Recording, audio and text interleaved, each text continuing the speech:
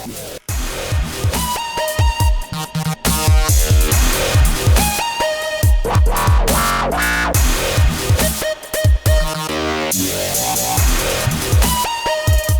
there YouTube, and welcome to this episode of the Gunman. So this video here is part 1 of the repair and respray procedure of this Holden WB ute. This video is going to be mainly focusing on a few repairs. We're also going to be getting some of the panels into primer, and it's going to finish off by giving you guys a quick look at the paintwork that we've done on the inside of the tub of that ute. We're going to be using just a bit of stone guard and then be doing some 2-pack clear over some metallic base coat, which you saw the purple at the start. That's the color that the entire car is going to be going.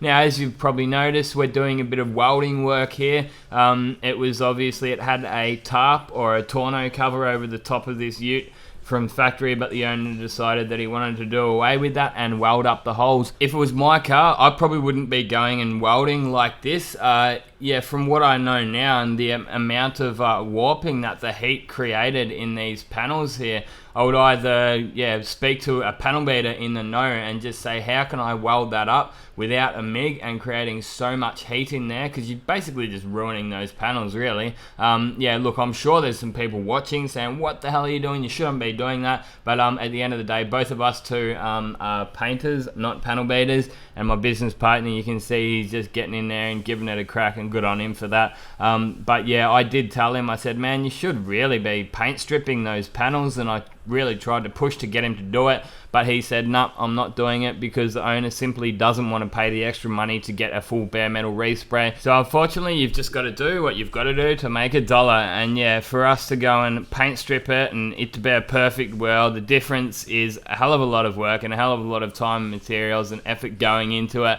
And look, we work around people's budgets and we do what they want. We're not trying to hide anything. You can see I'm making YouTube videos to show the whole world of what we are doing. I actually did end up paint stripping 99% of the old paint off a few of these panels, but even then my business partner turned around and said, man, you're going too far. Don't stress about it. We're just going over the top. And I'm like, oh, okay. Well, there was a bit of shrink back, and we did tell him that from the start. We said, man, you're going to get shrink back. It's old acrylic paint, and it's really not ideal for us to be doing this to go over the top of it. But yeah, you can see this bonnet here. I just decided, man, it's the centerpiece of the car. It's the first thing that you look at, I'm at least going to strip that bonnet back. And as you can see me here, I'm just getting my little dent puller.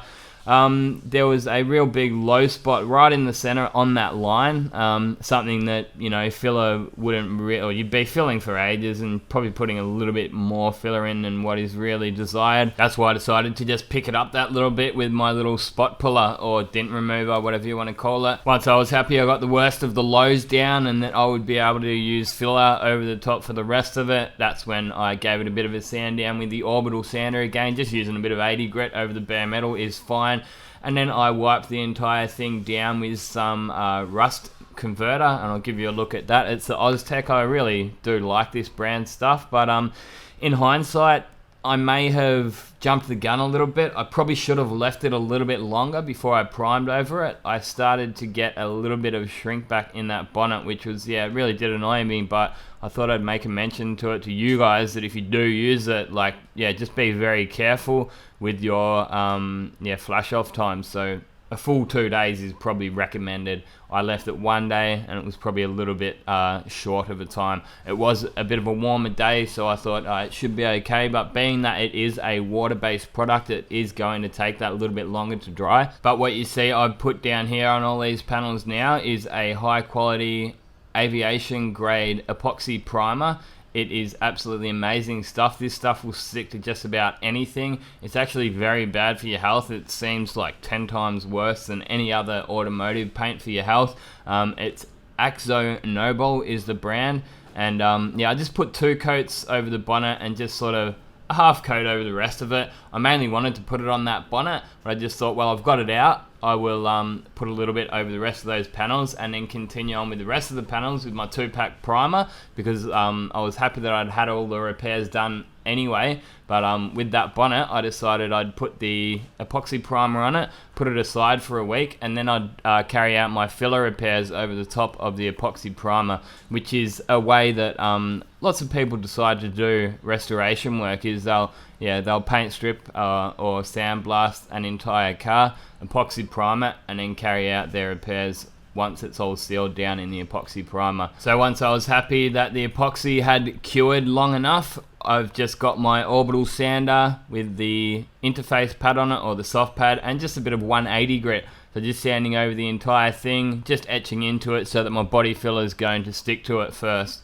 And then you can see there, the body filler I'm using is called Planet. Good luck finding this unless you're in Perth, WA, because I asked our supplier, I said, oh, where do you get that from? Or, you know, like, what brand is it? Because I've never heard of it before. And they said that they just get it shipped in from overseas and they just rebrand it themselves when it gets here to Australia. So the mother company or where to get it from, I don't know, but it is actually quite a good quality filler. It sands easy, it's cheap. Like, we paid around $25 or $30, I think. It was like $110 for 4 of them. They're not the biggest cans, they are only 3 litre cans, so they're not the full 4 litre cans like some of the body fillers are. But hey, I was just with body fillers, it's one of those things, just like, they're not overly expensive for these bog cans of bog or anything. Just get a can of it. If it's no good, don't get it again and try the next one, you know. Surely soon enough you'll find one that works for you and just use it, you know. That's my best advice with body fillers anyway. But yeah, I do swear by the Worth brand fine filler and also the U-Pol Expert fine filler. So the polyester fine fillers, those are my 2 favorite brands anyway. I've made a mention to that in previous videos anyway, but no use in using fine filler for these kind of repairs. They're more for small repairs over paintwork, pinholes, and more of a painter's type thing, more so than this stage here is really panel beaters side of things, and they will probably occasionally use a little bit of the fine filler, but they're not going to be using it all day every day type thing as they will with this rough filler here. So I was just using 80 grit to sand most of that filler out at the start, and I made sure I finished it all off with 180 grit to help lower our chances of shrink back anywhere that there is those couple of little cut throughs. But yeah, it turned out okay in the end. There was just a little bit of shrink back when I put my first couple of coats of primer on, so I noticed it. Put the infrared lights on it and left it for a good week, and in the next video I'm actually going to be including the paint work, and it's going to be a time-lapse video again. So I skipped out a lot of the prep work for this next stage, but as you can see, we've got the wheels off and all the front is disassembled so that we can give the whole front chassis a good tidy up. We gave it a really good clean down with just Prepsol and thinners, and then Scotch Brighted the hell out of it to get all of the grease and stuff off, and then we're just going to give it a couple of coats of 2-pack black to give it a nice shiny finish. And as you can see here, we did a lot of prep again in that boot floor there.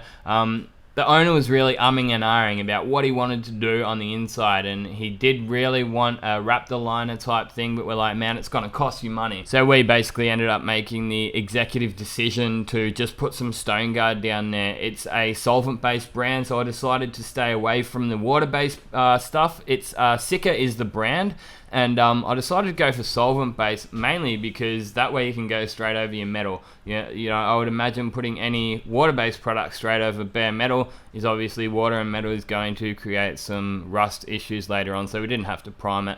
And yeah, I found that the solvent-based brands will actually also dry that little bit quicker as well. So as you can see, it looks quite nice after, I think it was like 2.5 coats of the base coat and then a couple of coats of clear.